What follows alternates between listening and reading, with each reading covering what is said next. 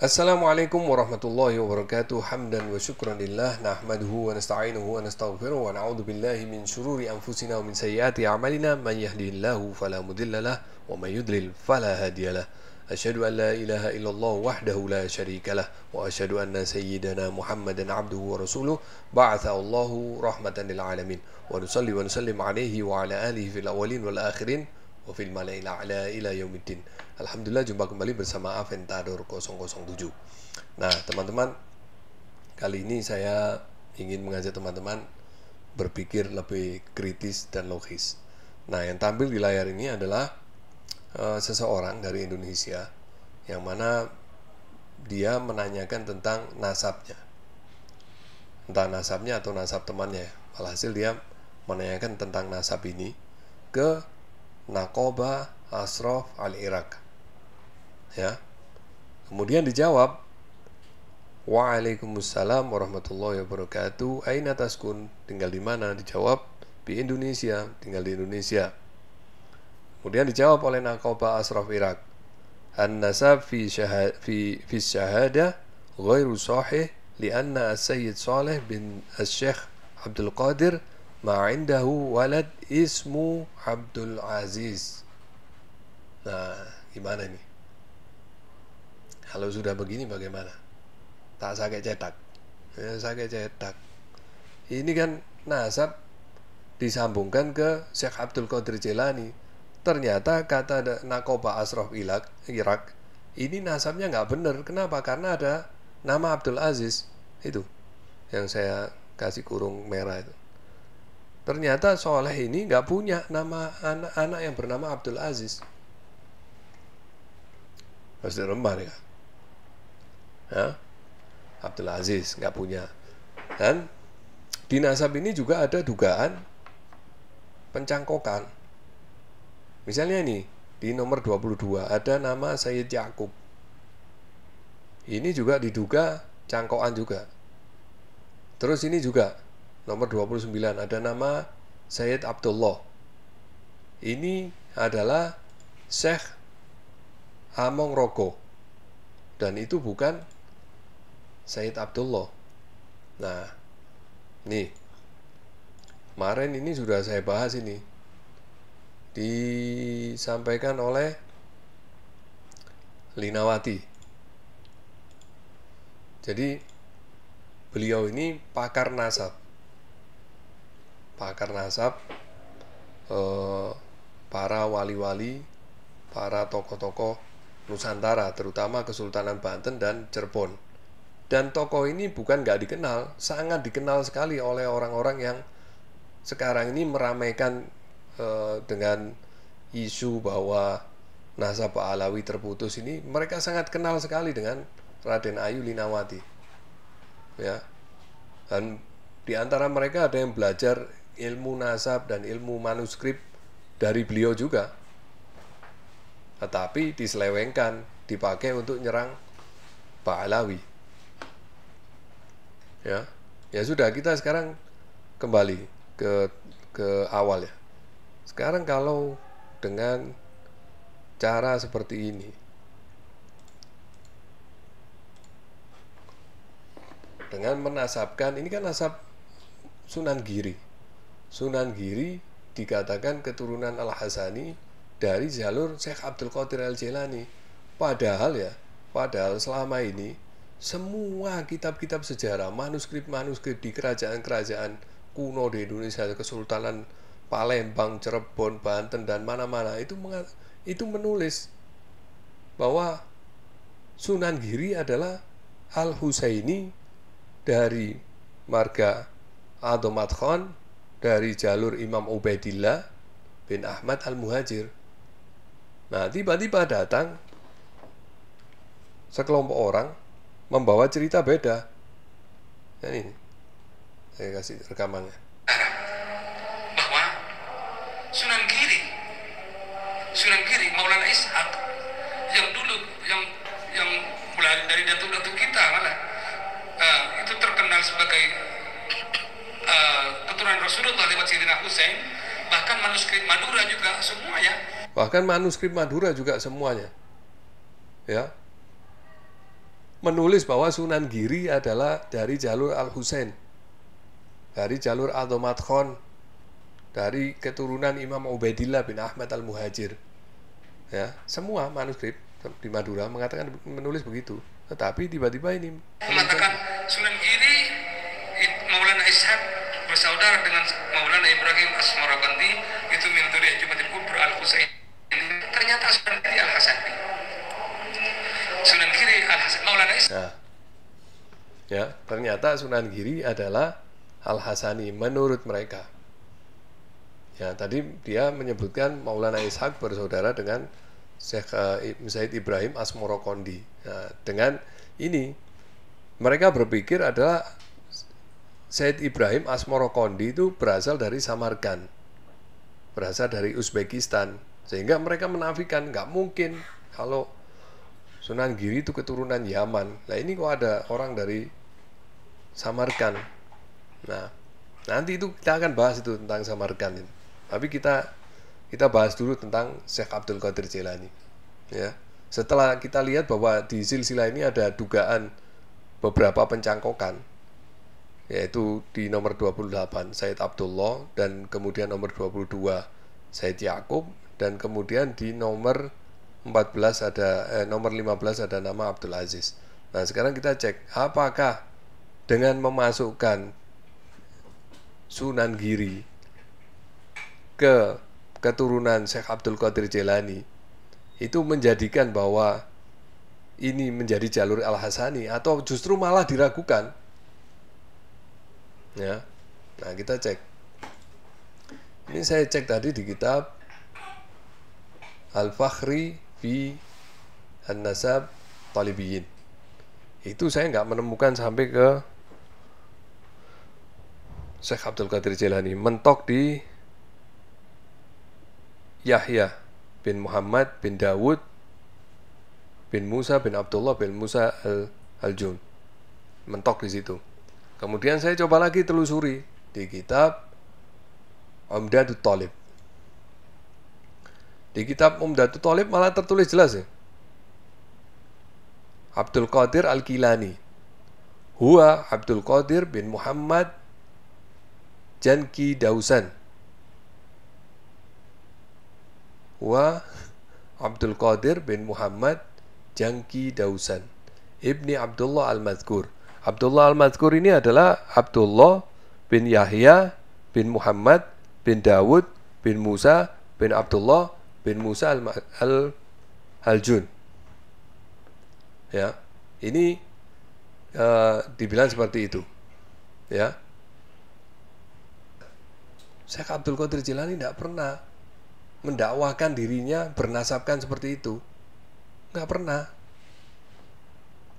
Ya, dan bukan Syekh Abdul Qadir Al-Jailani saja yang tidak pernah mengatakan begitu. Bahkan wala ahad min auladihi, dan tidak satu pun dari anak-anaknya yang bercerita tentang itu, nggak ada. Nggak ada yang mengklaim nasabnya seperti itu, nggak ada. Wa imma ibtada biha waladahu. Yang pertama mulai dengan ini, dengan silsilah ini adalah anak dari anaknya, yaitu cucunya ya, Al-Qadi Abu Soleh Nasir bin Abi Bakar bin Abdul Qadir. Ini yang pertama menceritakan nasab ini, nasab nyambung sampai Al-Hasani, itu yang pertama menceritakan ini ya. Walam yakum alaihi bayinah, dan dia juga tidak punya bayinah, tidak punya bukti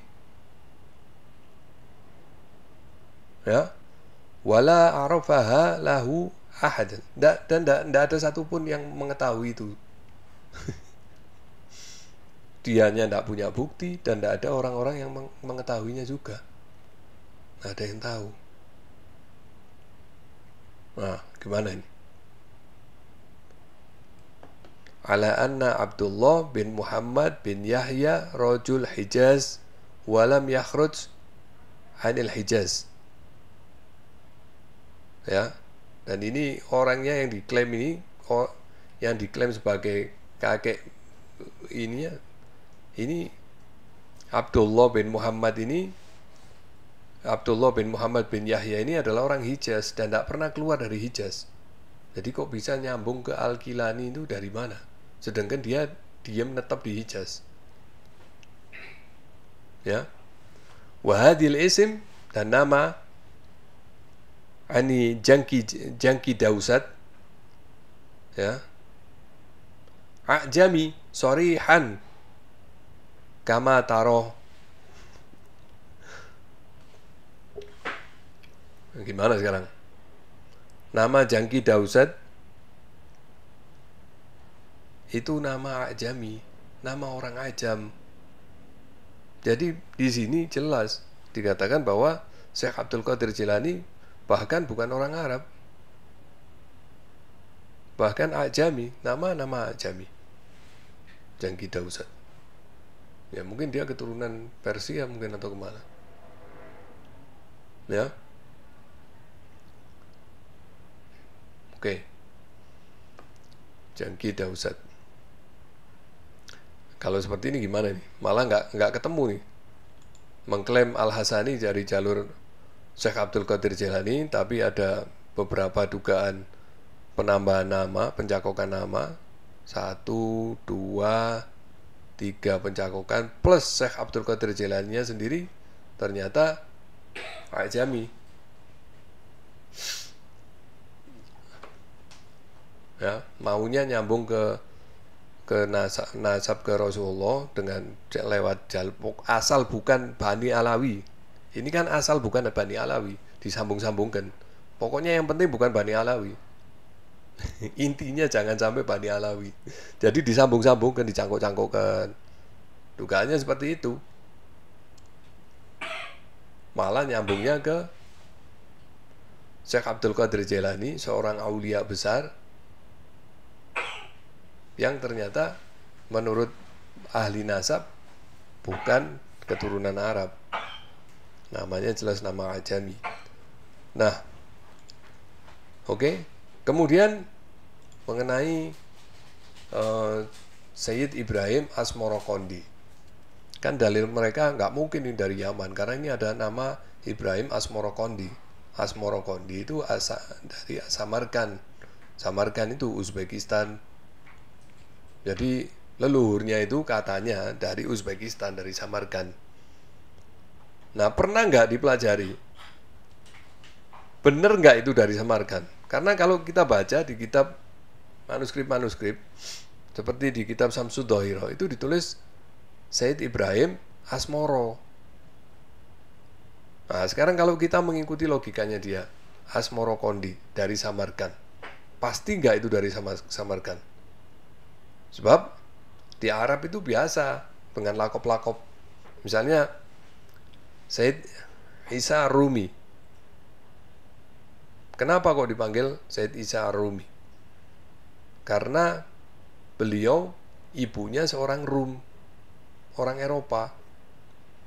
Dan karena kulit beliau itu putih, wajahnya putih, kemerah-merahan, matanya biru seperti orang Eropa, sehingga oleh masyarakat dijuluki, diberikan lakop Ar-Rumi, Isa Ar-Rumi, karena ibunya juga seorang Rum.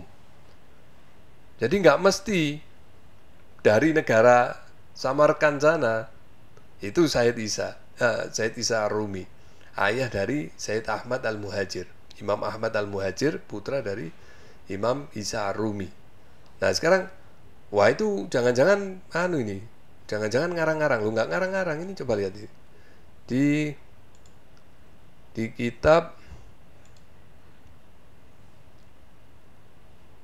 nih, saya tunjuk ini.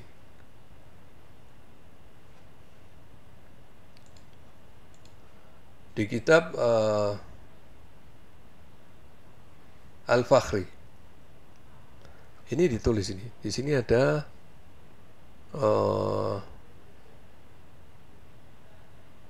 ini kitabnya Al-Fakhri. Wa amma Dawud bin Musa Ats-Tsani falahu thalatha mu'aqabun. Mu'aqabun. Wahum Muhammad, Musa, wal Hasan. Jadi Dawud bin Musa Ats-Tsani ini punya anak 3, yaitu Muhammad, Musa, dan Hasan. Ummuhum Rumiyah, ibunya orang Rum. Ummuhum Rumiyah.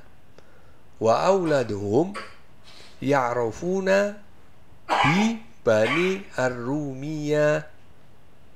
Dan anak-anaknya diberi lakob Ar-Rumiyah, Bani Ar-Rumiyah. Lakob dari mana? Karena ibunya orang Rum. Jadi nggak mesti kalau Ar-Rumiyah itu berarti dari Rum. Enggak, ibunya dari Rum aja kalau anak-anaknya. Kalau orang-orang melakopkan dia Ar-Rumiyah, ya Ar-Rumiyah. Lain dengan kunyah. Kalau kunyah Muhammad Abu Ja'far, jelas ayah dari Ja'far. Tapi kalau lakob nggak mesti itu berarti dia berasal dari situ. Bisa Al-Hadrami dari Hadramut, bisa begitu. Tapi nggak mesti begitu juga. Contohnya ini, putra-putra dari Sayyid Dawud bin Musa Ats-Tsani ini diberi lakob Ar-Rumiyah. Kenapa? Karena ibunya orang Rum. Jadi begitu, ya. Begitu teman-teman.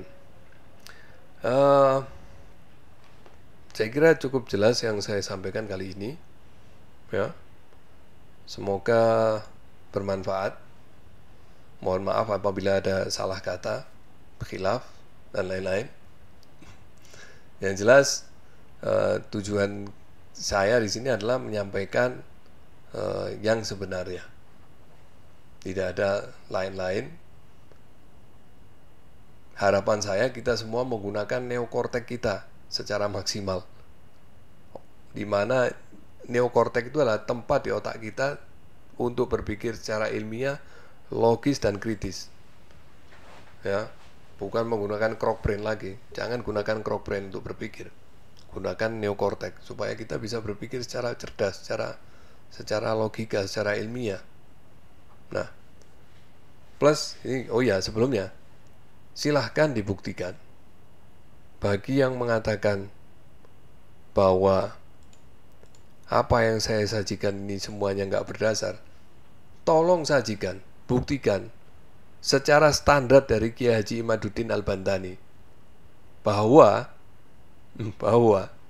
nama-nama ini semua tertulis oleh kitab-kitab nasab yang sezaman, ditulis oleh kitab-kitab nasab yang sezaman. Ya, jangan cuman menuduh Imam Ubaidillah bin Ahmad Al-Muhajir itu majhul karena nggak ditulis oleh kitab yang sezaman. Bukan nggak ditulis, Anda aja yang males nyari kitabnya. Nah, sekarang ini bagaimana? Cari sekarang kitabnya, buktikan dengan standar yang kata